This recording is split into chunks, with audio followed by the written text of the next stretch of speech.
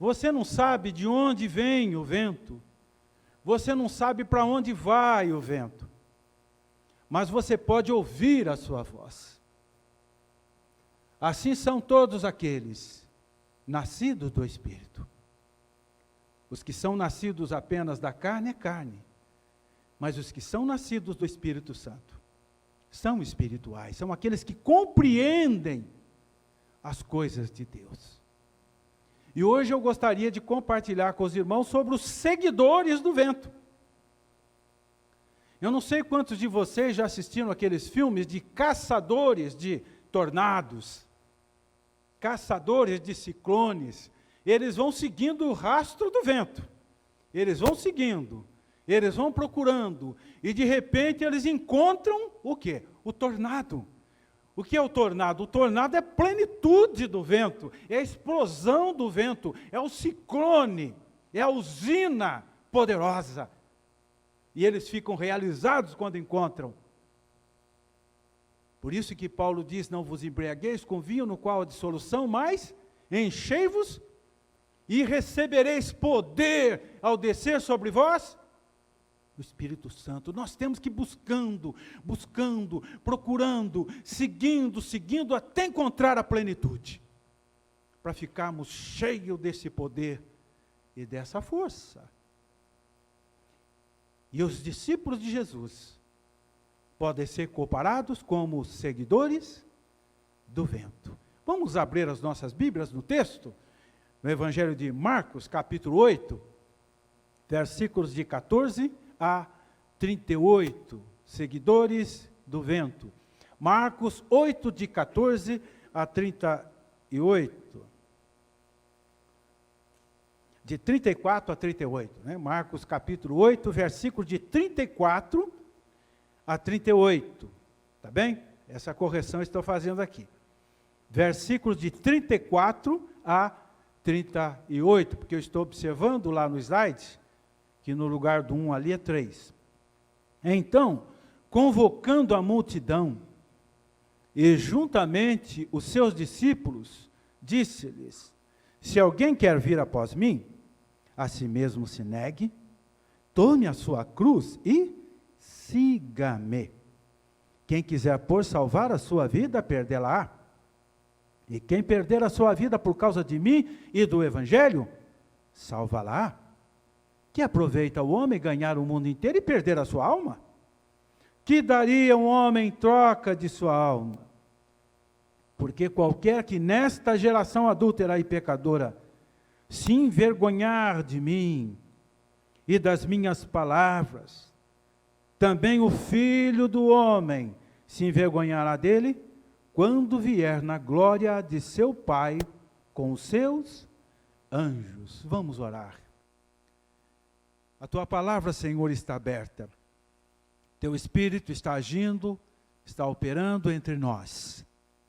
E nós queremos, ó Pai, que use a tua palavra para que nós possamos inspirar, respirar a esta unção maravilhosa para transformar e mudar vidas nessa noite. Em nome de Jesus. Amém. Seguidores do Espírito Santo, seguidores do vento, são os discípulos de Jesus. O texto começa assim, então, convocando a multidão, falando de multidão. Primeiro Jesus olhou para aquela multidão enorme de pessoas. Depois, em seguida, ele lança o desafio. Quem quer vir após mim, negue-se a si mesmo, toma a sua cruz, siga-me. Foi um convite bem liberal, um convite bem democrático. Ele não obrigou ninguém. Quem desejar, quem quiser vir após mim, vocês são livres para escolher. Toma a sua cruz e siga-me. Os seguidores do vento, os discípulos de Jesus, eles não aceitam ser mais um na multidão. Os discípulos de Jesus, eles estão prontos para negar a si mesmo, tomar a sua cruz e seguir. E a palavra nessa noite é um desafio. Não seja apenas mais um no meio da multidão. Seja um discípulo, seja um seguidor, seja um procurador do vento. Às vezes nós ouvimos pessoas dizendo, olha, eu vim para somar. Eu estou aqui para somar. Nós não devemos estar na igreja para somar. Nós devemos estar na igreja para servir, estar na igreja para obedecer, estar na igreja para seguir. É para isso é que nós devemos estar na igreja, é por isso é que nós fomos salvos. Não para somar, para ser apenas mais um no meio da multidão. Jesus não se impressionava com multidão. Ele poderia ter olhado para aquela multidão e ficado impressionado. Ele disse, não, quem quer vir após mim? No meio dessa turma toda. Os discípulos de Jesus, eles querem seguir a Cristo. Quando o próprio Senhor Jesus disse que muitos seriam chamados e poucos seriam escolhidos, quando aquele vento soprou lá no dia do Pentecostes, 50 dias depois da Páscoa, todos sentiram, era uma multidão, todos sentiram. Mas infelizmente poucos receberam. Poucos abriram o coração para receber o Espírito Santo. E ser testemunhas. Jerusalém, Judeia, Samaria, até os confins da terra. Poucos receberam. Mas o Espírito Santo continua soprando em nossas portas, em nossas casas. Eis que estou à porta e bato. Hoje, quando ouvirdes a minha voz, não endureça o coração de vocês, abram a porta. Quem tem ouvido, ouça o que o Espírito está querendo falar, compartilhar com as igrejas. Ele está soprando, querendo entrar, mas não tem espaço. Muitos lares estão ocupados demais, entretidos demais, para abrir a porta. Como nós lembramos da propaganda das casas pernambucanas, né? Quem bate é o frio. Não adianta bater, que eu não deixo você entrar. O frio não pode entrar. Porque o frio esfria a fé, a vida espiritual. Mas o Espírito Santo, quando ele entra no lar, na família, ele aquece a nossa fé, ele aquece a nossa esperança, ele aquece casamentos, ele aquece relacionamento, pais e filhos, ele aquece a família. E a igreja acaba sendo aquecida. Então eu quero deixar com os irmãos nessa noite algumas características ou virtudes dos seguidores do vento, que são discípulos de Jesus. Em primeiro lugar, nós podemos dizer que os seguidores de Jesus, seguidores do vento, eles não aceitam ser mais um na multidão. Mas eles estão prontos para seguir, mas para seguir com convicção. Convicção de fé. Porque estão cheios do Espírito Santo. Convicção do seu chamado, da sua vocação, da sua missão de pregar o Evangelho, de testemunhar o Evangelho. Jesus pregava para multidões de pessoas, mas os seus olhos não brilhavam diante das multidões. Isso é coisa humana. Porque quando ele olhava para aquela multidão de pessoas, ele sabia distinguir um coração que estava pronto para segui-lo e um coração que estava ali no meio da multidão apenas para fazer número. Apenas para somar, por curiosidades. Multidão é um ajuntamento de pessoas, multidão é uma aglomeração de pessoas, multidão se forma e ela também se desfaz. É como uma nuvem passageira. Vem, vai. Ajuntamento de pessoas sem o Espírito Santo de Deus. Nós podemos dizer que seriam crentes como Maria vai com as outras. Olha, hoje eu vou numa campanha, eu vou numa corrente, eu vou numa fogueira santa, aí eu também vou, mas as pessoas não têm convicção de nada. Por que você vai? Não sabe explicar. Não tem discernimento. E pensar que no século 17, 18, quando alguém dizia que ia para uma fogueira santa, isso era muito sério. Fogueira santa, no século 17, 18, Jefferson, era morrer queimado mesmo por causa da fé, por causa de Jesus. Mas as pessoas não têm convicção de nada.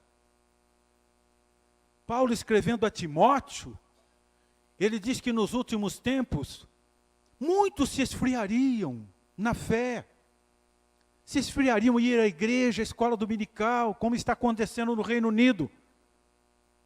314 templos já se fecharam.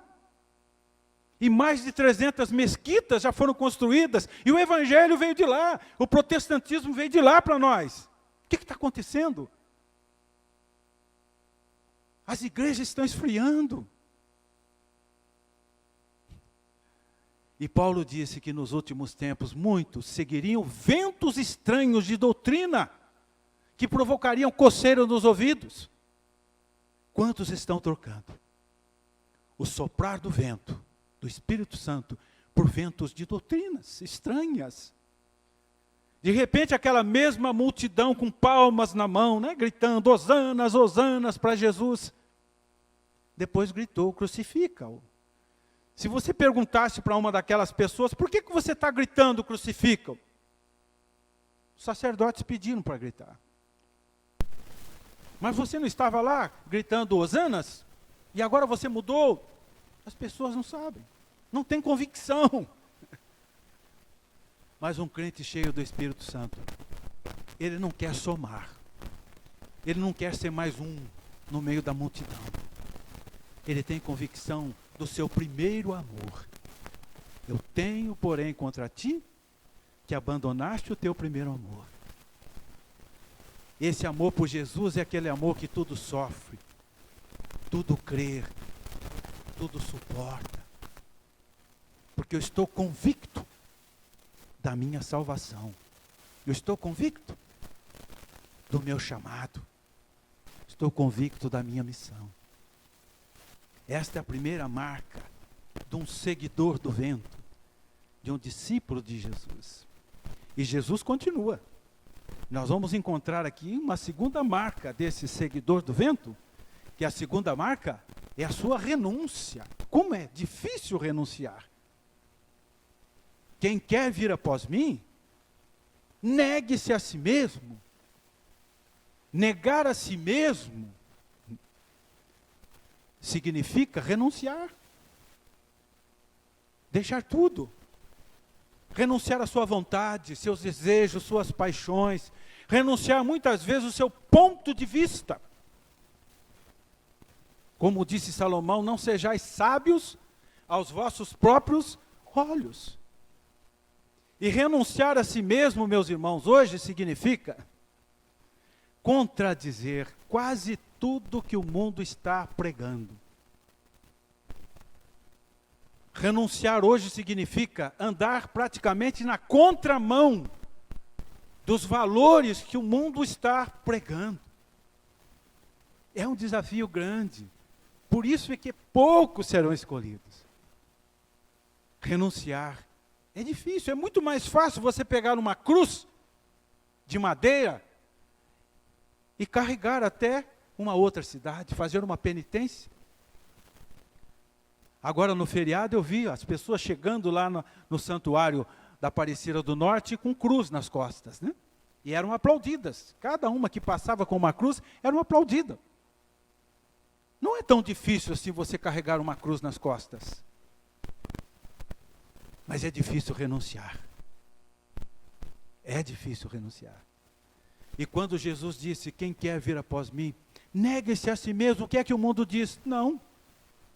Agrada-te a ti mesmo. Desfrute dos prazeres que o mundo te oferece. Encontra aí o gênio da lâmpada que quer satisfazer os seus desejos.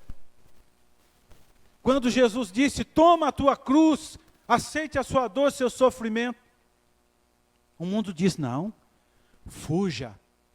Fuja do sofrimento, venha desafogar suas mágoas aqui no mundo, nos prazeres, no álcool, nas drogas, deixa tudo, venha esquecer as suas mágoas. Fuja da dor e do sofrimento. E Jesus disse, siga-me. E o mundo disse, você não precisa seguir Jesus. Siga o seu coração. Seja dono do seu destino, dono do seu futuro. Não precisa seguir a Cristo. É andar na contramão do mundo. Mas sem dúvidas, tenho certeza que os irmãos concordam com isso. Um dos maiores desafios para alguém negar a si mesmo e seguir a Cristo é o egoísmo. Porque nós vivemos numa cultura cheia de egoísmo, de ambição, de ego, de apego. As pessoas não querem abrir mão para nada. Quanto mais tem, mais quer ter. Mais tem, mais quer ter. Ninguém quer dividir, repartir. Os irmãos se lembram da experiência daquele moço rico? Ele procurou por Jesus, ele queria seguir. Mestre, eu estou pronto para te seguir. E eu sou religioso, eu honro meu pai, minha mãe, jejuo. E Jesus então olhou bem para aquele homem e disse, uma coisa basta. Venda o que você tem, distribui seus bens aos pobres, depois você venha me seguir. E ele ficou triste, porque tinha muitos bens. Ele não estava preparado para repartir, para compartilhar.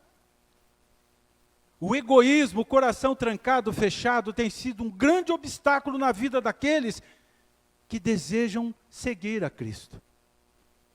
Seguir o vento. Mas existem muitas pessoas generosas. Há poucos meses atrás, eu recebi um vídeo, que foi até uma jovem que está aqui que me mandou, há uns 2 meses atrás mais ou menos, que eu achei muito bonito aquele vídeo. É a experiência de um senhor chamado Antônio, que mora numa cidadezinha do interior, 81 anos, aposentado. E ele pega latinhas para vender na rua, latinhas para vender. Para completar o dinheirinho dele, ele ganha um salário mínimo.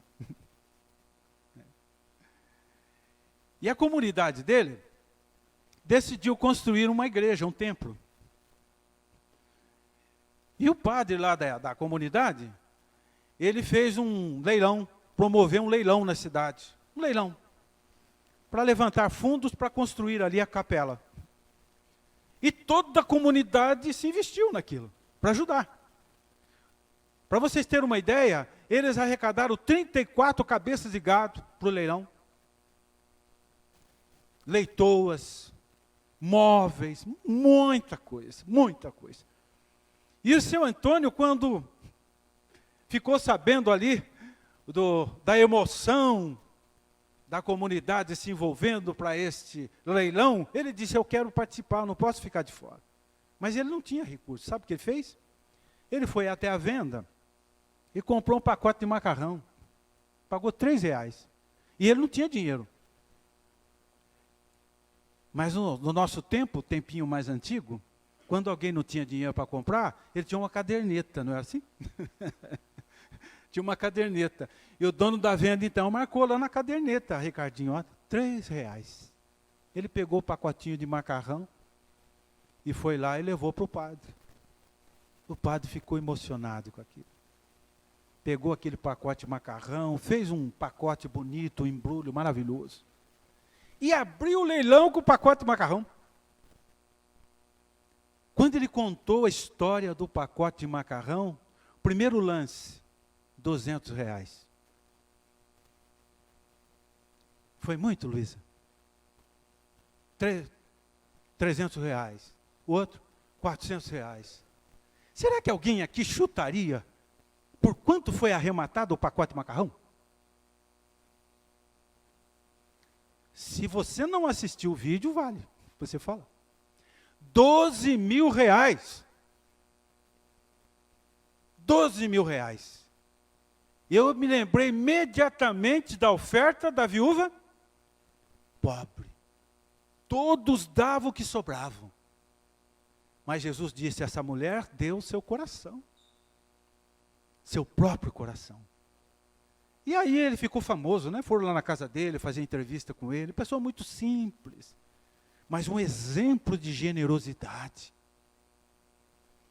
Por isso é que Jesus depois olha para os discípulos e diz, olha, é mais fácil um camelo passar no vão de uma agulha do que um rico entrar no reino. Porque as pessoas, quanto mais tem, mais coloca o coração naquilo. E a riqueza não é pecado. A riqueza é uma bênção para a gente poder repartir, para a gente poder compartilhar,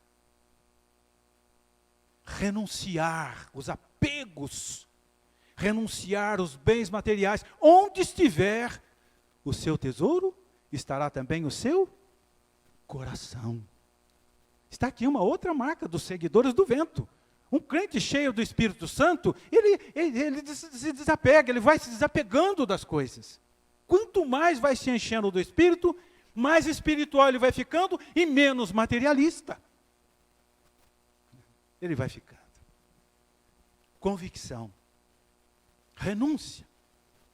Mas é uma terceira marca do crente, seguidor do vento, cheio do Espírito Santo, é a vida eterna.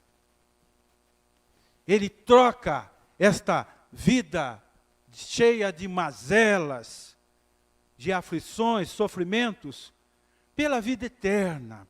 Foi o vídeo que nós acabamos de ver, do testemunho do Fran. É a vida no porvir, é a vida na glória. Os seguidores do vento, eles já fizeram a sua escolha.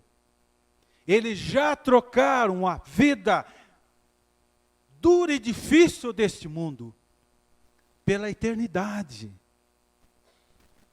Daí então o desafio de Jesus dizer, quem quiser pois salvar a sua vida aqui neste mundo, perdê-la-á.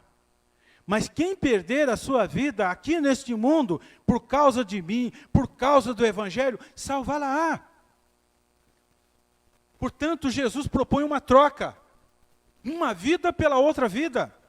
Se você quiser desfrutar de uma vida com todos os prazeres aqui neste mundo, você não vai ter a oportunidade da eternidade. Mas Jesus disse, aqueles que estiverem dispostos a colocar o seu coração na vida abundante e na glória, no porvir, você pode perder a sua vida aqui nesse mundo, mas você já está com seu galardão garantido na glória e na eternidade. E quando ele olhava para aquela multidão, ele sabia que a maioria daquelas pessoas não estavam dispostas a abrir mão dos prazeres do aqui e agora, de viver aqui nesse mundo, de aproveitar tudo aqui nesse mundo, sem ética, sem nenhum desejo de mudança, de transformação. Ele sabia que a maioria daquelas pessoas era numérica, estavam ali somando apenas, mais um naquela multidão. Por isso é que ele disse, quem quer vir após mim?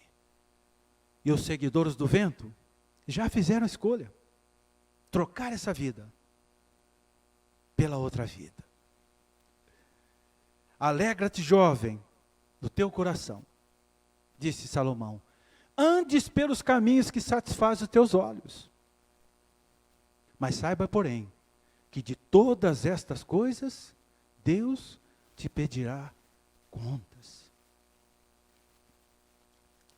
E Jesus então, ele diz assim,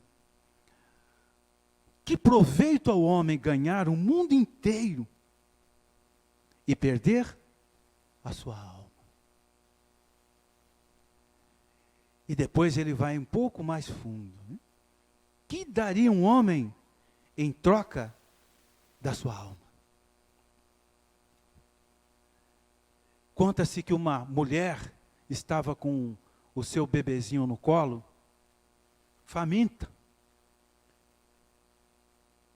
e ela pedindo ajuda, caminhando pelas estradas desertas, E de repente ela passa na frente de uma caverna.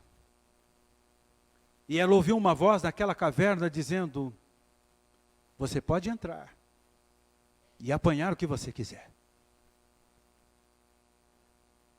Mas lembre-se de uma coisa: a qualquer momento essa porta pode fechar. E diz a fábula, né? É uma fábula. Quando a mulher entrou naquela caverna, ela encontrou muitas riquezas ali dentro. Muitos tesouros. E ela então coloca o bebezinho no chão e começa a juntar. Encheu os braços de tesouros. E disse: sabe o que eu vou fazer? Eu vou colocar tudo lá fora e vou voltar para buscar o resto. E o moral da história, ela coloca todos os seus tesouros lá fora. E a porta fechou. E ela enlouqueceu. O que ela tinha de mais precioso ficou lá dentro da caverna. O que é que você tem de mais precioso na sua vida? A sua alma. Que importa ganhar o mundo todo e perder a sua alma? Que daria o homem em troca da sua alma? Assim é o homem que é rico para consigo mesmo e miserável para com Deus. Por isso que Jesus contou a parábola do homem louco. O nome da parábola é O Homem Avarento. Mas quando eu leio essa parábola, eu costumo ler a parábola do homem louco. Porque de repente aquele homem começou a idolatrar os seus celeiros. Ele olha para os seus celeiros abastado e ele diz: come, bebe, ó minha alma, regala-te, porque eu tenho muitos bens nos meus celeiros. Aí uma voz diz: louco, se essa noite te pedires a alma, o que tens preparado, para quem será? Que importa o homem ganhar o mundo todo e perder a sua alma. Eu queria concluir esta palavra lembrando aqui uma ressalva de Jesus. E qual foi a ressalva que Jesus fez? Qualquer que nesta geração adúltera e pecadora se envergonhar de mim e das minhas palavras, também o Filho do Homem se envergonhará dele, quando vier na glória de seu Pai e com os santos anjos. Quem? Quem se envergonharia de Jesus e de sua palavra no meio dessa geração adúltera e pecadora? Quem? Não seriam os seguidores do vento. Não seriam os discípulos de Jesus. Mas aqueles que são apenas mais um no meio da multidão. Se há alguém aqui nesta noite que representa apenas mais um no meio da multidão, o desafio para você nessa noite é se recusar a ser mais um na multidão. É dizer no seu coração: não, eu quero seguir. Agora eu quero negar a mim mesmo. Eu quero tomar a minha cruz. Eu quero seguir Jesus. Eu não quero ser mais um na multidão. Eu quero procurar o vento, seguir o vento. Eu quero ser um discípulo. Muitos serão chamados, poucos serão escolhidos. Os escolhidos de Deus são os discípulos. Aqueles que estão prontos para seguir, servir, obedecer. Nem todo aquele que diz Senhor, Senhor, herdará o reino dos céus, mas aqueles que fazem a vontade do Pai Celestial. Os discípulos de Jesus, os seguidores do vento, são aqueles que estão prontos para fazer a vontade do Pai. E aí Jesus disse para um outro que tentou ser discípulo, mas disse: me dê um tempo. Primeiro eu vou sepultar meus pais. Jesus disse: deixa que os mortos sepultem seus mortos. Venha e siga-me. E ele desistiu. E aí Jesus disse, quem põe a mão no arado e olha para trás, não é digno do reino. Não é digno do reino. Os discípulos de Jesus não olham para trás. Os seguidores do vento não olham para trás. Eles vão na direção do vento. Porque eles sabem onde vão chegar. Eles vão chegar na usina. Eles vão chegar onde está o tornado, o ciclone. Aquele poder que vai encher a sua vida. Vai encher a sua casa, a sua família. E quando o vento do Espírito entra em casa, no lar, tudo que é ruim vai embora. Jesus disse que uma casa não pode ser ocupada por dois senhores. Então, quando entra o Senhor do vento, os maus desaparecem. Mas Ele está soprando. Ele está querendo entrar nos nossos lares. Ele está querendo aquecer a nossa fé. Ele está querendo aquecer a nossa família, a nossa igreja. Mas a pergunta para encerrar essa mensagem, né? O que eu sou? O que você é? Pense um pouquinho sobre essa pergunta, como ela é pertinente para terminar. O que você é? Eu sou um seguidor de Jesus, um seguidor do vento, um discípulo? Ou eu sou apenas mais um no meio da multidão? Seguidores do vento não aceitam ser mais um no meio da multidão. Ele não quer somar. Ele quer servir, seguir, obedecer.